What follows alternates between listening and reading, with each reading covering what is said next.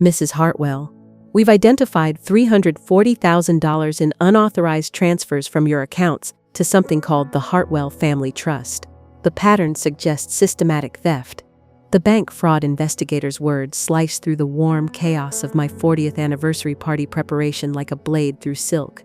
I'm standing in my kitchen, surrounded by the cheerful bustle of arriving guests and anniversary decorations, while a stranger on the phone tells me my husband has been systematically stealing from me for months.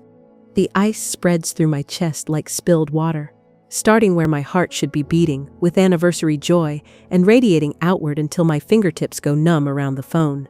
Through the kitchen doorway, I can see our anniversary photos spread across the dining room table like evidence in a case I never wanted to solve. 40 years of Howard's arm around me, his smile constant in every frame, our children's graduations, grandchildren's first steps. I'm sorry, could you repeat that? My voice sounds foreign, clinical, the voice I used during 32 years of banking when delivering devastating news to families. The transfers have been occurring monthly, $8,800 each time for the past 15 months. We're calling because this pattern typically indicates elder fraud. Elder fraud. The words hit like a physical blow while 20 feet away. My church friends are setting up celebration tables, and my sister is humming as she arranges anniversary flowers. My name is Constance Hartwell. I'm 68 years old, and this is the story of how my husband systematically betrayed me while I celebrated our marriage, and how I used my banking expertise to expose his deception and reclaim my independence. If this situation resonates with your soul, hit subscribe and let me know in the comments where you're tuning in from. My hands shake so violently, I nearly drop the phone. 32 years as a bank loan officer, and I know this pattern by heart. Systematic transfers, unauthorized accounts, spouses discovering financial betrayal. The irony burns like acid. I spent 3 decades protecting other people's money while my own husband was stealing mine. Ma'am, are you there? Given the amounts involved, we need you to come in immediately. That's more than my entire inheritance from my parents, the money I used to pay off our house, to fund our children's education, to secure our retirement, money I earned through decades of careful saving and sacrifice, now funding something called a family trust I've never heard of. Connie, honey? Thelma from church appears in the kitchen doorway, her face creased with concern. You look like you've seen a ghost. The cake table looks beautiful, by the way. I stare at Thelma, and something in her expression makes my stomach drop further. Not confusion or surprise, recognition. The same guilty flicker I used to see on loan applicants' faces when they were caught lying about hidden assets. I need to call you back, I whisper into the phone, my voice barely audible over the party sounds. The silence in my kitchen feels deafening despite the celebration continuing around me. The trembling spreads from my hands up my arms, and I grip the counter to keep from falling. Connie? My sister Marlene appears beside Thelma, and the guilt in her eyes hits me like a physical blow. What was that phone call about? You look pale. Bank fraud investigation, I say, the words tasting like copper in my mouth. Someone's been stealing from our accounts. $340,000 transferred to something called the Hartwell Family Trust. The silence that follows is suffocating. Marlene's face goes white as paper. Thelma suddenly finds her purse fascinating. Through the doorway, I see Walter pause mid-conversation, his shoulders tensing like he's bracing for impact. And in that moment, my banking instincts dormant for 3 years, but never truly gone, recognize the signs I've been trained to spot for 3 decades, the averted gazes, the guilty stillness, the collective knowledge of something I'm not supposed to know. You know, it's not a question. My voice carries the authority I used with difficult loan applicants, the tone that demanded truth. All of you know what this trust is. Marlene's eyes fill with tears, and the ice in my chest spreads to my entire body. Connie, I'm so sorry. I wanted to tell you for years, but Howard said it would destroy you. How long? The words come out sharp, professional, dangerous. 8 years. Her confession tumbles out in a broken whisper. I saw him with them at the grocery store in Millbrook. The little girl called him Daddy. She has your eyes, Connie. The anniversary photos on the dining room table blur as the truth crashes over me like a tsunami. Howard, My Howard, who brings me coffee every morning and calls me sweetheart in front of the congregation, has another family.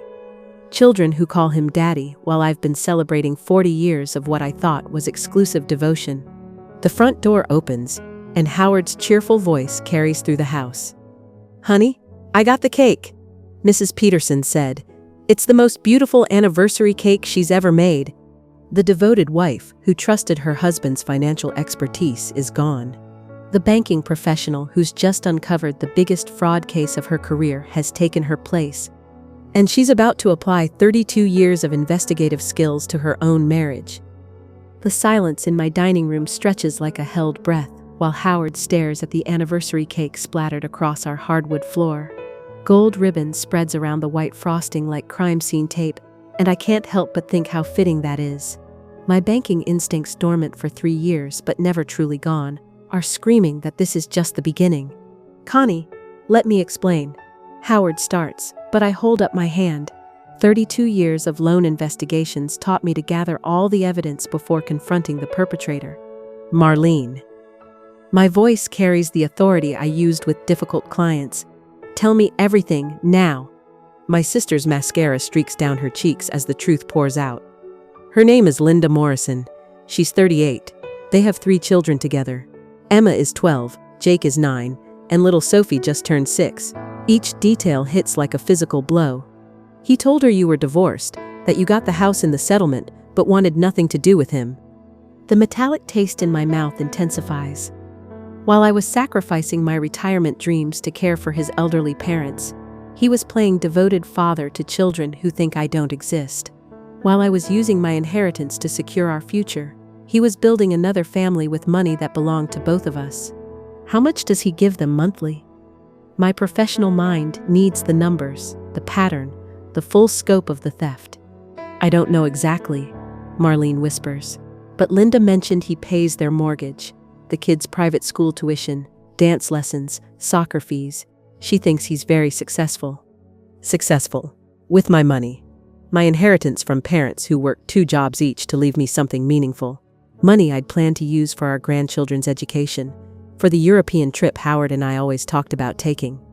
I moved to Howard's desk with methodical precision, pulling out bank statements, investment records, tax returns. My trained eye scans the numbers, and the pattern emerges like a photograph developing in solution. "It's worse than I thought." Jesus Christ. The profanity slips out as I spread documents across the anniversary photos. "Howard, you've been stealing from me for 15 years. His face goes pale, but he tries that familiar smile that's charmed church congregations for decades. "Connie, sweetheart, you're overreacting. Let me explain what really happened." "Overreacting?"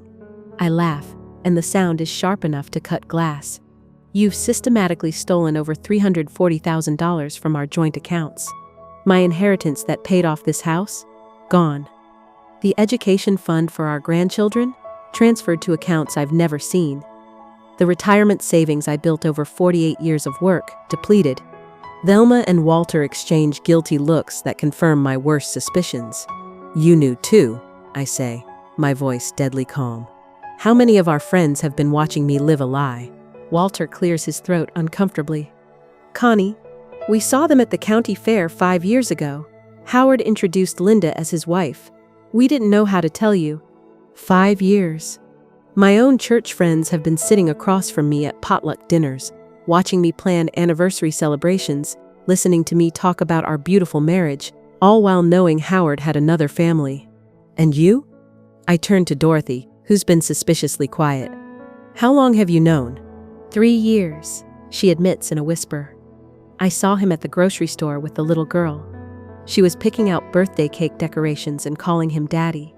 The betrayal multiplies exponentially, not just Howard's deception, but a conspiracy of silence from people I trusted.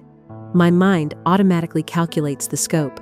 If he's been supporting them for 15 years at even $2,000 monthly, that's $360,000. Add in the mortgage payments, private school tuition, extracurricular activities, we're looking at potentially $500,000 of theft. "Where does Linda think the money comes from?" I ask, my banking training kicking in. "Always follow the money trail." "She thinks he owns a consulting business," Marlene says. He told her he travels for work. That's why he can only see them on weekends and some evenings. Consulting business. I almost laugh at the audacity. Howard's consulting business is my life savings and my parents' legacy, systematically transferred to fund his fantasy life. I pull out our most recent tax returns, and another piece of the puzzle clicks into place. He's been claiming them as dependents, I realize, my voice hollow with shock. Look at this. 3 additional dependents claimed for the past 5 years. He's been getting tax refunds for children I didn't know existed, using my money to support them, and pocketing the government benefits too. Howard's face crumbles as he realizes I'm unraveling the entire scheme with the same methodical precision I used to detect loan fraud. Connie, please, I never meant for it to go this far. It just happened. It just happened? My voice rises for the first time. 15 years of systematic theft just happened? 3 children just happened? A second mortgage on a house I thought was paid off just happened? The room goes dead silent. Even Howard stops trying to explain. What second mortgage? Marlene asks, her voice barely audible. I'm already pulling up our property records on Howard's computer, my fingers flying across the keyboard with muscle memory from decades of loan processing. The screen loads, and my worst fears are confirmed. He took out a $180,000 home equity loan 18 months ago, I announce, my voice eerily calm. The same amount as my parents' inheritance. He's been using our house, the house my money paid off, as collateral to fund his other family. The anniversary photos scattered across the table suddenly look like evidence in a fraud case. 40 years of smiling faces, Howard's arm always around me, our children's graduations, grandchildren's birthdays, all of it built on a foundation of lies and theft. I look at Howard, this man I've shared a bed with for 40 years, and feel something cold and final settle in my chest. You didn't just betray our marriage, Howard. You stole my future. The silence in my dining room stretches until I can hear the anniversary clock ticking like a countdown to Judgment Day. Howard stands frozen beside the ruined cake, his face cycling through expressions I've never seen before: panic, calculation, something that looks almost like relief that his secret is finally out. Connie, please sit down. Let me explain everything. His voice carries that patronizing tone he uses when he thinks I'm being emotional about finances. You're getting yourself worked up over a misunderstanding. Misunderstanding. The word hits me like a slap. 40 years of marriage, and he's calling systematic theft a misunderstanding. Howard, I've spent 32 years detecting financial fraud. Don't insult my intelligence. I spread the bank statements across our anniversary photos like playing cards. This isn't a misunderstanding. This is a federal crime.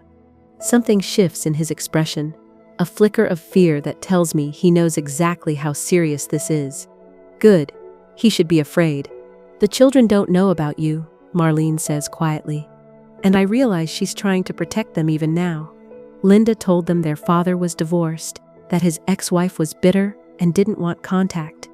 Bitter ex-wife. I almost laugh at the irony. I'm not his ex-wife, I'm his current wife, funding his fantasy family while being erased from his other life entirely. What else don't I know, I ask, my voice steady despite the earthquake in my chest. Because if you've all been lying to me for years, I need to hear everything now. The guilty looks exchanged around my dining room. Tell me there's more. There's always more. He bought Linda a car last year. Walter admits reluctantly. A new Honda Pilot. We saw him at the dealership when we were looking at trucks. A new car. While I've been driving my 12-year-old Camry with the broken air conditioning because we needed to be careful with money. While I delayed my own retirement to rebuild our savings after his supposed business failures. What business failures? The question comes out sharp as I realize another piece of the puzzle. Howard, you told me your consulting ventures lost money. Where did that money really go? His silence is answer enough. There were no failed businesses, no consulting ventures, no investment losses, just systematic theft, disguised as entrepreneurial bad luck, designed to make me feel guilty for questioning our finances. Oh my God, the realization hits like a physical blow. You've been gaslighting me for 15 years. Every time I questioned our spending, Every time I wanted to review our accounts, you made me feel like I was being controlling or suspicious. The pattern becomes crystal clear now. Howard's subtle comments about my obsession with money. His gentle suggestions that I was being too careful or not trusting enough. His way of making me feel guilty for using the financial expertise I'd spent 3 decades developing. You used my own professional skills against me, I whisper, the full scope of his manipulation finally visible. You knew I'd spot irregularities, so you convinced me that questioning you meant I didn't trust our marriage. Dorothy starts crying quietly. Connie, we wanted to tell you so many times, but Howard said you had a weak heart, that the shock could kill you. Weak heart.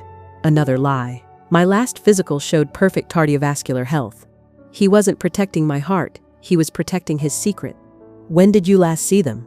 I asked Howard directly, my voice carrying the authority I used with loan applicants who were caught in lies. Connie. When? Yesterday. The admission comes out barely audible. I took Sophie to her dance recital yesterday afternoon. Yesterday. While I was at the grocery store buying ingredients for our anniversary dinner, he was playing Devoted Father at a dance recital. While I was planning our celebration of 40 years together, he was applauding another child's performance. Show me pictures. What? Your phone, Howard. Show me pictures of your other family. His hands shake as he pulls out his phone, and I see him hesitate before unlocking it. When he hands it to me, I scroll through the photo gallery with the methodical precision of a fraud investigator examining evidence. There they are. 3 beautiful children who share Howard's eyes and my stubborn chin. Emma in a soccer uniform, holding a trophy. Jake blowing out candles on a birthday cake. Little Sophie in a pink tutu, beaming at the camera with gap-toothed joy. And Linda, blonde, young, radiant with the confidence of a woman who believes she's loved and chosen. In every photo with Howard, she looks at him the way I used to look at him, like he hung the moon. She has no idea I exist, does she? I ask, though I already know the answer. No. And they think you're divorced. Yes. So when you're with them, you're free. No complicated history, no aging wife, no financial responsibilities you didn't choose. Just the fun parts of being a husband and father. Howard's silence confirms everything. While I've been the responsible one managing our finances, caring for his parents, maintaining our home, preserving our reputation in the community, he's been living a consequence-free fantasy life funded by my inheritance. I want to meet them. Connie, no, you can't. I can't what, Howard? I can't meet the children my money has been supporting for 15 years? I can't introduce myself to the woman who thinks she's married to a successful consultant instead of a thief? The power dynamic in the room shifts as I stand up, my banking training taking over completely. For 32 years, I've been the one people came to when they needed financial problems solved. I've negotiated million-dollar deals, detected elaborate fraud schemes, and protected people's life savings from predators. It's time I used those skills to protect myself. Here's what's going to happen, I say, my voice steady and professional. You're going to give me Linda's address, phone number, and work information. You're going to provide me with complete financial records for every penny you've spent on them. And then you're going to help me figure out how we're going to fix this. Fix this? Howard looks confused, like he can't imagine what fixing this would even mean. Howard, I say, looking him directly in the eyes, I'm not the same woman who trusted you blindly for 40 years. That woman just died in this kitchen. And the woman standing here now? She's a fraud investigator who's just uncovered the biggest case of her career. The transformation happens like muscle memory kicking in. 32 years of fraud investigation don't disappear just because you retire. And as I look at Howard's panicked face, I feel my professional instincts sharpen to a razor's edge. This isn't my husband anymore. This is a suspect who's been running a long-term financial scam, and I know exactly how to handle suspects. Everyone out except Howard, I say, my voice carrying the authority I used in difficult loan negotiations. This is now a private matter between my husband and me. Marlene starts to protest. Connie, maybe you should... out. The word cuts through the air like a blade. All of you, now. They file out reluctantly, leaving Howard and me alone with the scattered anniversary photos and the evidence of his 15-year deception. The silence stretches until I can hear him breathing, shallow and nervous. "Sit down, Howard." I gesture to the dining room chair like I'm conducting an interrogation, because that's exactly what this is. He sits, and I remain standing. A power dynamic I learned early in my banking career. Always maintain the psychological advantage. I need Linda's full name, address, phone number, and place of employment. I pull out a legal pad and pen, my movements precise and professional. I also need the names and ages of all 3 children, their schools, and any other relevant contact information. "Connie, you can't just—" "Howard." My voice stops him cold. I've spent 3 decades investigating financial fraud. I know how to trace money, how to document theft, and how to build cases that hold up in court. You can either cooperate with my investigation, or I can involve the authorities and let them handle it. Your choice. The color drains from his face. Good. He's finally understanding that the accommodating wife who trusted him blindly is gone, replaced by the professional who built a career on exposing financial criminals. "Linda Morrison," he says quietly. She lives at 847 Maple Street in Millbrook. She works as a nurse at Millbrook General Hospital. I write it down with the methodical precision I used for loan documentation. "Phone number?" He recites it, and I add it to my notes. "Children's full names and birth dates?" Emma Grace Morrison, born March 15, 2011. Jacob Howard Morrison, born August 3rd. Sophie Rose Morrison, born January 22, 2017. Jacob Howard Morrison. He gave his son his own name, the name that's on our marriage certificate, our joint bank accounts, our 40 years of shared history. The betrayal cuts deeper than I thought possible. Schools? Emma and Jake go to Millbrook Academy. Sophie's in kindergarten there too. Private school, of course. I'm funding private education for children I've never met while our own grandchildren attend public school. Because we need to be careful with money. Monthly expenses for their household? Howard's hands shake as he calculates. The mortgage is $2,200. School tuition is about $1,800 per month total for all 3 kids. Then there's groceries, utilities, car payment, insurance, activities.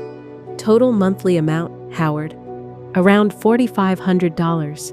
$4,500 monthly. $54,000 annually. For 15 years. The scope of the theft makes my vision blur momentarily, but I force myself to stay focused. Emotion is the enemy of good investigation.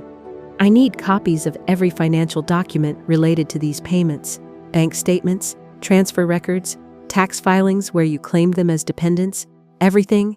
"Connie, what are you planning to do?" I look at him, really look at him, and see a stranger.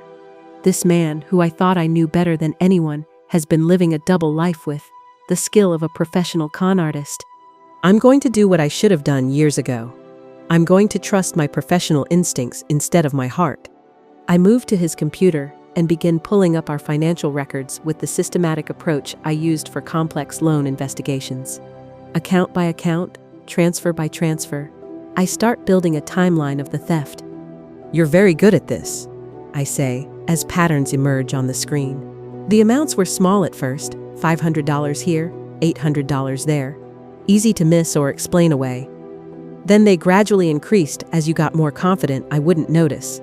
Howard watches me work with growing alarm. He's realizing that his biggest mistake wasn't getting caught. It was getting caught by someone who knows exactly how financial fraud works. The home equity loan was brilliant, I continue, my voice clinically professional. Use my inheritance to pay off the house, then immediately borrow against the equity. Clean money laundering. You could have taught a masterclass in spousal financial abuse. It wasn't abuse, Connie. I never meant to hurt you. I stopped typing and turned to face him. Howard, you stole my parents' legacy to fund your fantasy family. You made me feel guilty for questioning finances while you were systematically robbing me. You gaslit me for 15 years to cover your tracks. What would you call that? He has no answer. I pick up my phone and dial a number I haven't called in 3 years. Margaret? It's Connie Hartwell. I know I'm retired, but I need a favor. Can you run a complete financial background check on someone for me? Yes, it's personal, very personal. Margaret Chen was my supervisor at the bank for 12 years. She owes me more favors than I can count, and she has access to resources that can trace money through multiple accounts and institutions. I'm sending you information on Linda Morrison and Howard Hartwell. I need to know every financial connection between them, every account, every transaction. Can you have it by tomorrow morning? Howard's face goes white as he realizes I'm not just angry, I'm building a case. One more thing, Margaret. I need the name of the best divorce attorney in the county, someone who specializes in complex financial fraud cases. I hang up and look at Howard, who's staring at me like he's seeing me for the first time. 40 years of marriage, Howard. And you never once realized that the woman you were stealing from spent her entire career catching people exactly like you. The anniversary clock chimes 7 o'clock, and I realize our party guests are probably still waiting outside, wondering what happened to our celebration. Here's what's going to happen next, I say, my voice steady and final. Tomorrow morning, you're going to drive me to Millbrook, and you're going to introduce me to your other family. The woman they think is your bitter ex-wife is going to tell them the truth. The drive to Millbrook feels like traveling to another dimension, one where my husband of 40 years has been playing devoted father while I believed I was his only family. Howard's hands shake on the steering wheel as we pull into the driveway of 8047 Maple Street, a beautiful colonial house that my inheritance helped purchase. Connie, please reconsider this, he whispers as we sit in the car. The children don't deserve to be hurt. You're right, they don't deserve any of this. But they deserve the truth more than they deserve the lie you've built their lives on. The front door opens before we can knock, and Linda Morrison appears, blonde, radiant, younger than our daughter Sarah. She's wearing scrubs from her nursing shift, and her face lights up when she sees Howard. Honey, you're early. The kids will be so excited. She stops mid-sentence when she notices me. Oh, I didn't realize you were bringing someone. Linda. Howard's voice cracks. This is Constance, my wife. The color drains from Linda's face so quickly. I'm afraid she might faint. You're what? His wife of 40 years, I say gently. My nursing training, recognizing shock when I see it. Linda, I think we need to sit down and talk. Daddy. A little girl with Howard's eyes and my stubborn chin comes running to the door. Sophie, the 6-year-old whose dance recital Howard attended yesterday while I planned our anniversary dinner. She stops when she sees me, her child's intuition sensing the tension. Who's the lady, Daddy? Howard looks like he might be sick. Linda's hand goes to her throat, and I can see her mind racing, trying to process what's happening.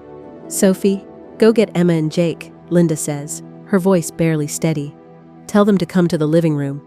We sit in Linda's beautifully furnished living room, furniture I helped pay for without knowing it, while 3 confused children gather around their mother. Emma, 12 and serious, immediately senses something's wrong. Jake, 9, keeps looking between Howard and me with growing confusion.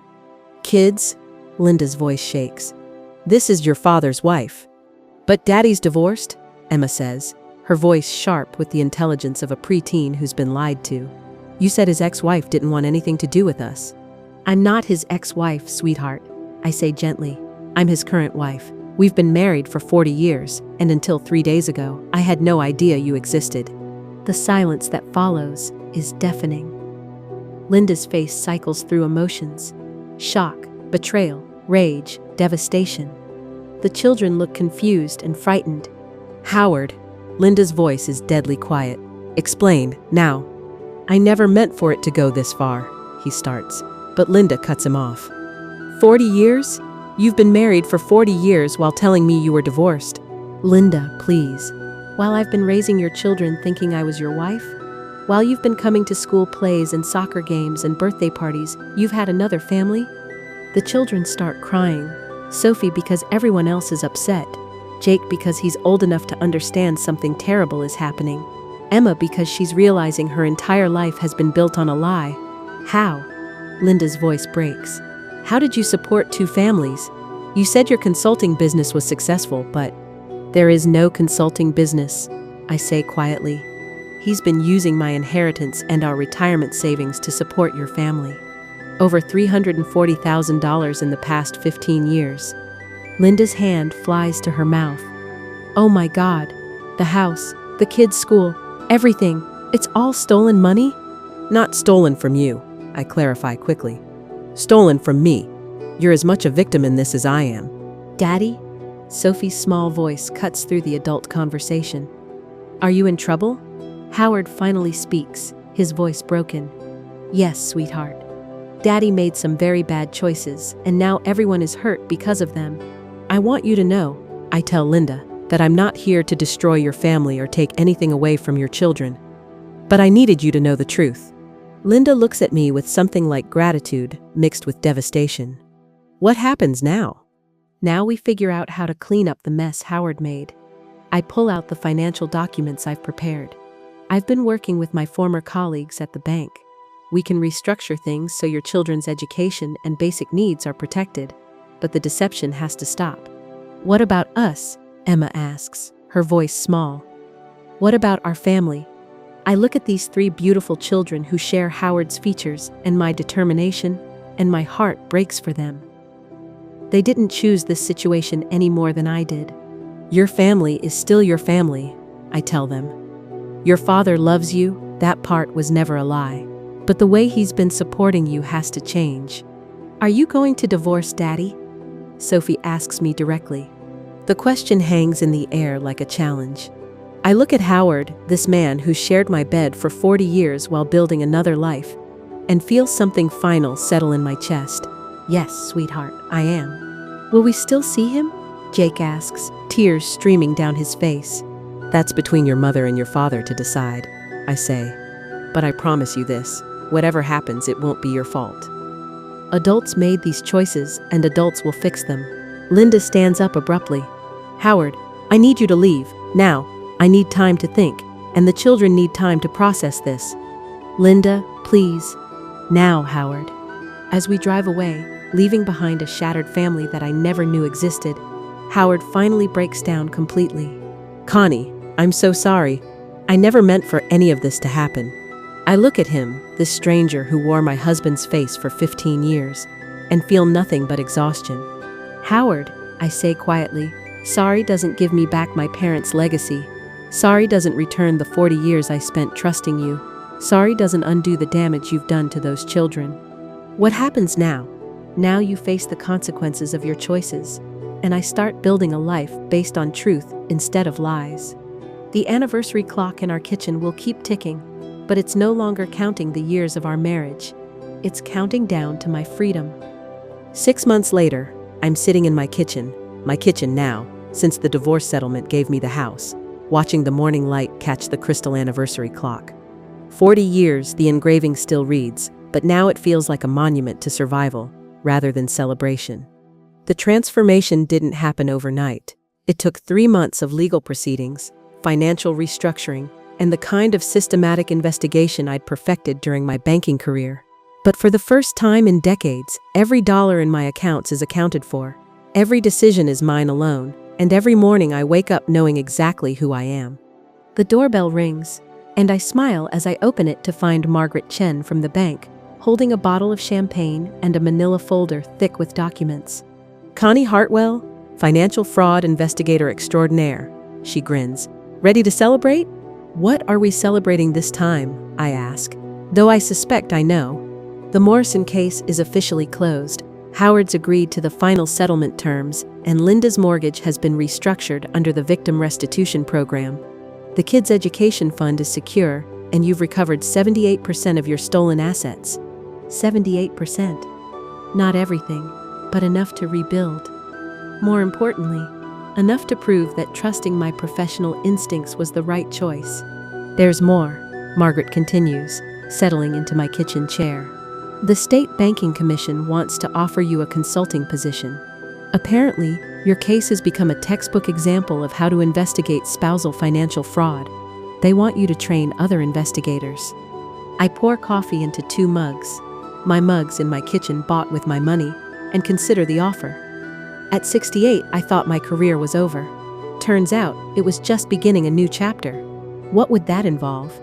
Teaching other women how to recognize the signs you missed, how to protect their assets, how to trust their professional instincts even in personal relationships. Your case has already helped 3 other women uncover similar fraud. 3 other women. The number hits me with unexpected force. How many others are out there, living with the same subtle gaslighting, the same financial manipulation, the same erosion of professional confidence in personal matters? I'll do it, I say without hesitation. When do I start? My phone buzzes with a text message, and I glance down to see Linda's name. Over the past 6 months, we've developed an unlikely friendship. 2 women who discovered they'd been living lies, supporting each other through the aftermath. Kids want to know if you're coming to Emma's soccer game Saturday. She says you're her good luck charm. I smile and text back. Wouldn't miss it. Tell her I'm bringing the orange slices. How are they doing? Margaret asks, reading over my shoulder. Better than expected. Linda's incredible. She's handling everything with such grace. The kids are resilient. Emma's actually excited about the idea of having 2 grandmothers now that they know I exist. It's true. What started as the most devastating revelation of my life has somehow evolved into an expanded family. Not the traditional kind, but the kind built on truth and mutual respect rather than deception and theft. And Howard? Howard is learning to live with consequences. I set down my coffee cup with finality. He sees the kids every other weekend, pays child support from his Social Security, and works part-time at a hardware store to supplement his income. Linda says he's actually a better father now that he can't play the fantasy role anymore. The irony isn't lost on me. By destroying his double life, I may have saved his relationship with his children. Truth has a way of clarifying what really matters. What about you, though? How are you really doing? I consider the question seriously. 6 months ago, I was a woman who'd lost her identity in 40 years of accommodation and trust. Today, I'm someone who knows exactly who she is and what she's worth. I'm better than I've been in decades, I realize as I say it. For the first time since I retired, I feel like myself again. Not Howard's wife, not the accommodating woman, who always put everyone else first, but Constance Hartwell, the professional who built a career on protecting people's financial security. Including your own, finally. Including my own. The anniversary clock chimes 9 o'clock, and I realize I need to get ready for my first day as a consultant. At 68, I'm starting a new career helping other women trust their professional instincts in personal situations. You know what the best part is? I tell Margaret as she gathers her papers. I spent 40 years thinking my value was in being a good wife, a supportive partner, someone who put everyone else's needs first. Turns out, my real value was always in the skills I'd earned, the expertise I'd developed, the professional judgment I'd spent 3 decades perfecting. And now I use those skills to protect myself and help other women do the same. I've gone from victim to advocate, from someone who ignored red flags to someone who teaches others how to spot them. As Margaret leaves, I look around my kitchen, really look at it. The anniversary photos are gone, replaced by pictures of my children and grandchildren, my banking awards, my new consulting certification. The space feels lighter, cleaner, more authentically mine. My phone rings, and I see it's Emma calling from Linda's house. Grandma Connie? Her voice is bright with excitement. Mom says you're going to teach other ladies how to be as smart as you are with money. Is that true? Grandma Connie. The title still makes my heart swell. That's right, sweetheart. I'm going to help other women learn to trust themselves. That's so cool. When I grow up, I want to be smart with money like you. After I hang up, I sit quietly in my kitchen, surrounded by the life I've built from the ashes of betrayal. At 68, I've learned that it's never too late to reclaim your power, trust your instincts, and start over. The anniversary clock keeps ticking, but now it's counting forward instead of backward, marking time in a life built on truth, professional competence, and the hard-won wisdom that comes from surviving betrayal and choosing to thrive. If you've ever questioned your professional instincts in personal situations, or felt like you lost yourself in trying to be supportive, remember this: your expertise doesn't disappear just because you love someone. Trust what you know, trust what you've earned, trust yourself, because sometimes the skills that built your career are exactly what you need to rebuild your life.